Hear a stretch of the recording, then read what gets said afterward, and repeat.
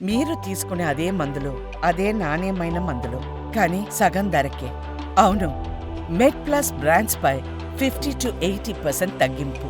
కొన్ని రకమైన క్యాన్సర్‌లలో ఎస్పెషల్లీ కొన్ని రకమైన కీమోథెరపీస్ ఏంటంటే, మనకు ఇన్‌ఫర్టిలిటీ కాజ్ చేయొచ్చు. అంటే ముందుకెళ్ళి పిల్లలు to have children and all this difficulties రావచ్చన్నట్టు. ఇన్‌ఫర్టిలిటీ అంటాం.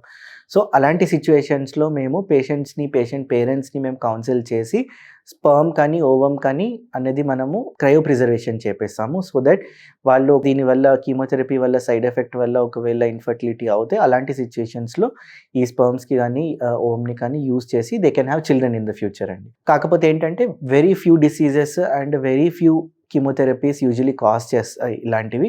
ఇలాంటి సిట్యుయేషన్స్‌లో మేము ముందే పేషెంట్ పేరెంట్స్‌కి అందరికీ ఇన్ఫార్మ్ చేసి వాళ్ళ కన్సెంట్ తీసుకొని ఇలాంటి ప్రొసీజర్స్ చేస్తాం. విత్ న్యూవర్ డెవలపింగ్ టెక్నాలజీస్ ఏంటంటే బెటర్ కీమోథెరపీ రావడం వల్ల, వేరే ఇమ్యునోథెరపీ, టార్గెటెడ్ థెరపీ రావడం వల్ల ఇలాంటి కీమో వాడాల్సిన అవసరం తగ్గిపోతుంది. At the same time better chemo రావడం వల్ల ఇలాంటి సైడ్ ఎఫెక్ట్స్ అయ్యే ఛాన్స్ కూడా తగ్గుతుంది. ఇదేంటంటే మనకొక మంచి పరిణామం. లిక్విడ్ నైట్రోజన్ సహాయంతోని వాటిని తక్కువ టెంపరేచర్‌లో పెడతాము. దాని ద్వారా ఏంటంటే వీటి లైఫ్ స్పాన్ మనం పెంచి ఎప్పుడైతే అవసరం పడతాయో దాని ద్వారా మనము ట్రీట్మెంట్ తీసుకోవచ్చు. అంటే ఏంటంటే ఇప్పుడు కీమోథెరపీ అయిపోయాక ఒకసారి మనం కీమోకి ముందు ఏదైతే మనము ఈ వీర్య కణాలు కానీ, ఓవం కానీ మనం ముందు సేకరించి పెట్టుకుంటామో వీటిని ఐవీఎఫ్ ద్వారా అండి. అంటే మనం ల్యాబ్ హెల్ప్‌తో ఐవీఎఫ్ ద్వారానే ఇది they can go ahead with treatment అండి.